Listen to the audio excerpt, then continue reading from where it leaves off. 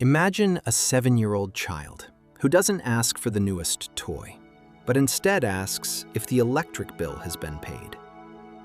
While other kids are losing themselves in Saturday morning cartoons, this child is busy calculating if there is enough milk in the fridge for tomorrow's breakfast, or making sure their younger sibling's backpack is packed and ready by the door. In psychology, we call this the little adult phenomenon, or more formally, parentification.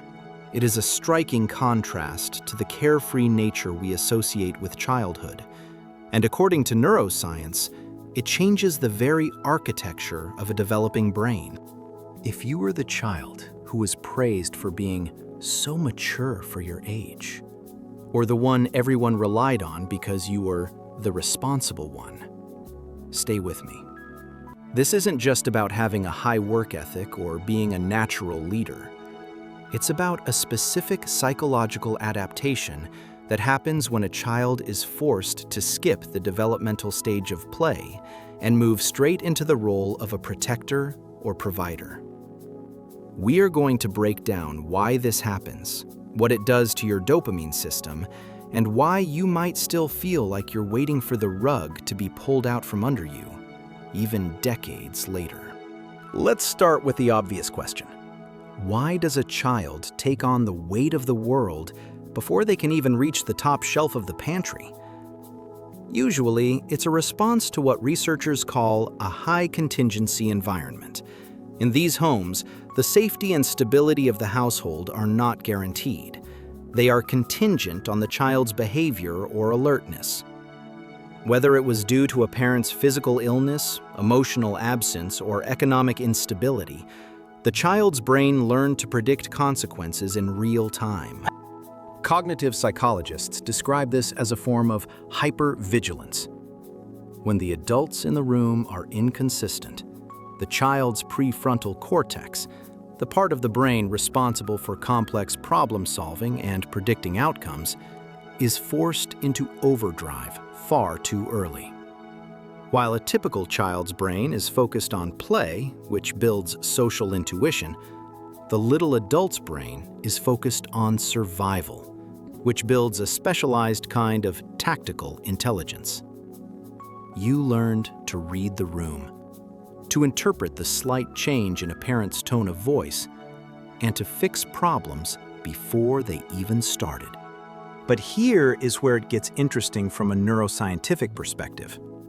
This early, forced maturation actually impacts your brain's reward system.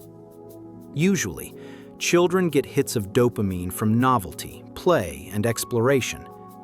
However, for a parentified child, the dopamine hit comes from achieving a sense of control. You didn't get your buzz from winning a game. You got it from successfully navigating a crisis or keeping the peace. This creates a sensitive dopamine system that reaches optimal stimulation through competence rather than through leisure.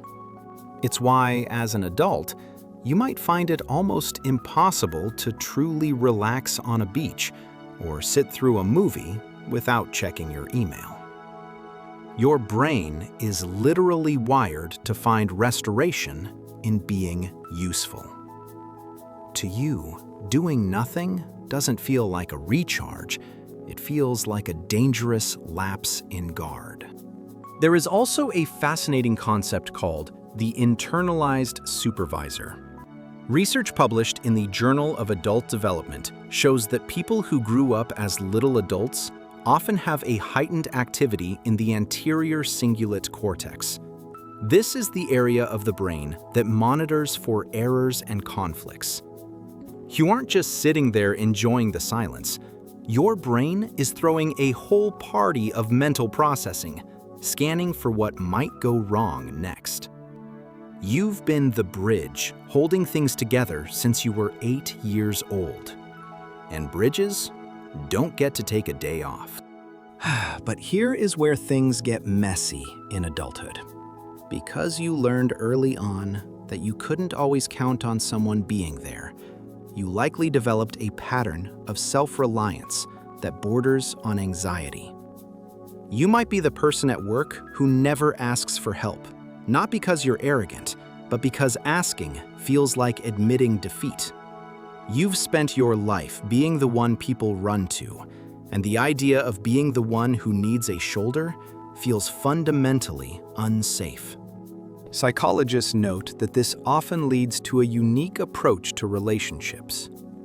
You might find yourself engaging in what we call parasocial investment, where you care deeply about fixing others' problems, but keep your own vulnerabilities behind a shield of, "I've got it handled."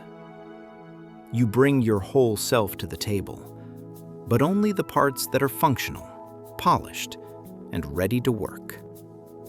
You are a whole set already, and the idea of needing someone to complete you feels like a narrative for people who didn't have to grow up as fast as you did. However, there is a hidden strength in this history that many people overlook.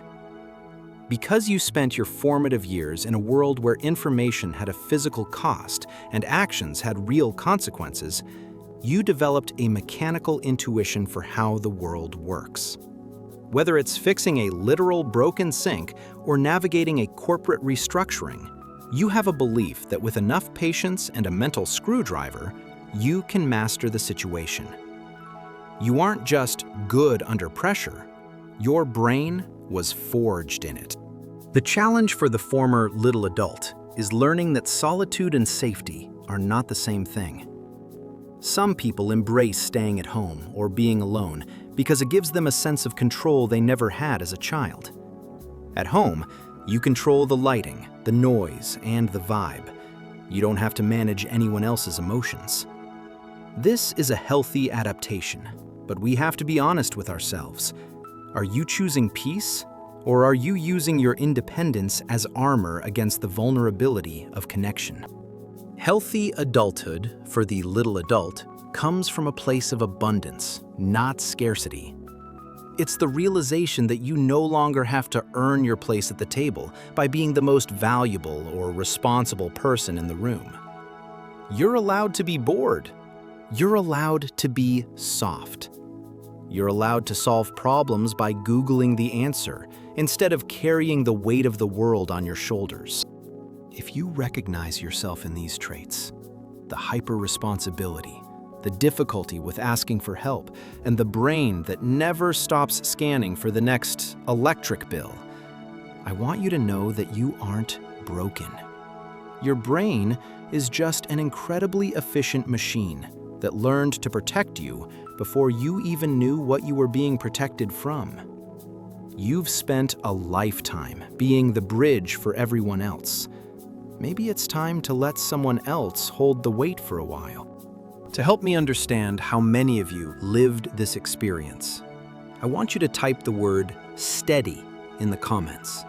It captures that feeling of always having to be the rock, the one who never wavers, the one everyone else leans on.